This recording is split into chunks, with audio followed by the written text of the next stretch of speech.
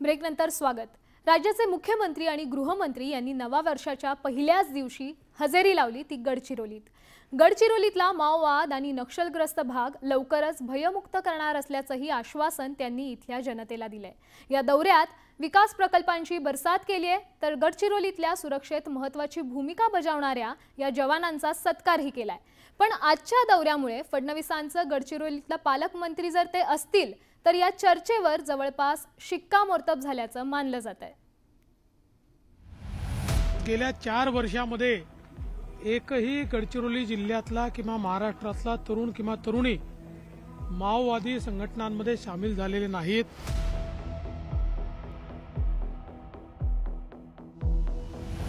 ज्या भागामध्ये माओवाद्यांचा मोठ्या प्रमाणात डॉमिनन्स होता, आता तिथे आपला डॉमिनन्स तयार झालेला आहे आणि सगळ्या प्रकारे लोकांनी माओवादाला नाकारलेला आहे।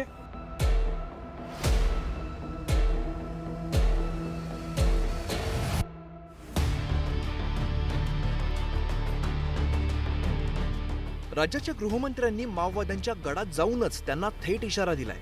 नव्या वर्षाच्या पहिल्याच दिवशी राज्याचे गृहमंत्री गडचिरोलीच्या अतिदुर्गम भागात पोहोचले।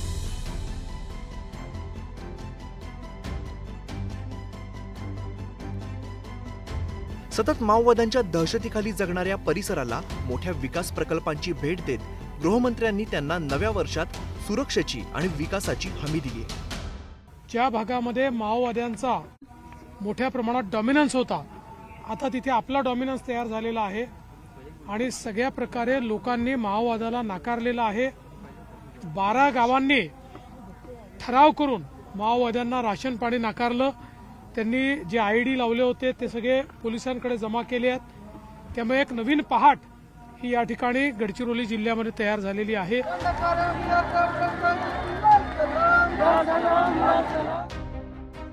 या दौऱ्यात गडचिरोलीतली नक्षली चळवळ संपवण्याच्या दृष्टीने मोठी घडामोड घडली। जहाल माओवादी नेता तारक्काने तिच्या सहकाऱ्यांसह आत्मसमर्पण केलं। तारक्का यांच्यावर शासनाने एकूण 25 लाख रुपये बक्षीस जाहीर केले होते।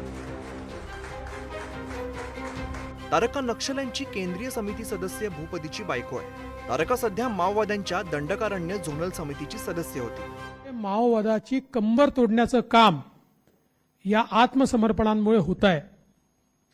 आजही जे आत्मसमर्पण झालंय, 38 वर्षापासून या चळवळीमध्ये महत्वाची भूमिका निभावणाऱ्या तारक्का ज्या भूपतीच्या पत्नी आहेत, जी मंडळी महाराष्ट्रामध्ये किंवा गडचिरोली जिल्ह्यामध्ये नक्षलवाद रुजवण्यामध्ये अग्रणी आहेत, ज्यांनी मोठ्या प्रमाणात केडर निर्माण केले, अशी सगळी मंडळी आता आत्मसमर्पण करतायत।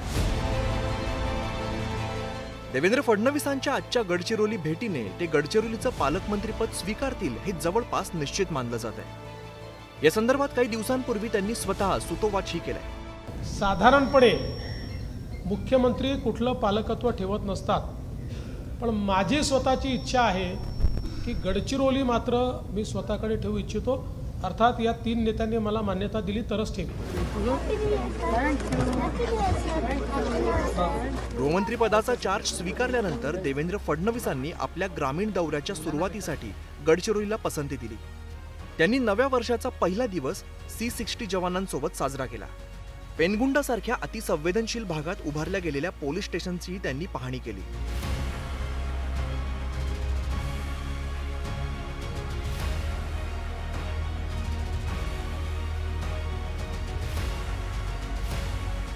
गावकऱ्यांशी संवाद साधला आणि लहान मुलांमध्ये सुद्धा मुख्यमंत्री रमले।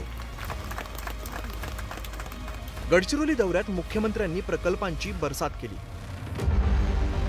स्वातंत्र्यानंतर पहिल्यांदाच अहेरी ते गर्देवाडा एसटी बस धावली। या बसला मुख्यमंत्र्यांनी हिरवा झेंडा दाखवला। लाईट मेटल प्रकल्पाचं उद्घाटन केलं। कोनसरीतल्या पेलट प्लॅटचं उद्घाटन केलं। ग्रीन मायनिंग प्रकल्पाचा शुभारंभ केला। हेलिपॅडचं उद्घाटन केलं। 6200 कोटींच्या गुंतवणुकीचे आणि 4000 कोटींच्या रोजगार निर्मितीचे हे प्रकल्प आहे। C60 जवानांचा सत्कारही मुख्यमंत्र्यांच्या हस्ते पार पडला। हा परिसर आगामी काळात माओवाद मुक्त करण्याचं आश्वासन मुख्यमंत्र्यांनी दिलंय। त्यामुळे आगामी वर्ष भयमुक्त आणि विकासपूर्ण असेल अशी आशा इथल्या स्थानिकांना आहे। महेश तिवारीसह ब्युरो रिपोर्ट न्यूज 18 लोकमत। या बातमीसह काही क्षणांची विश्रांती घेतोय, लगेचच परत येतोय.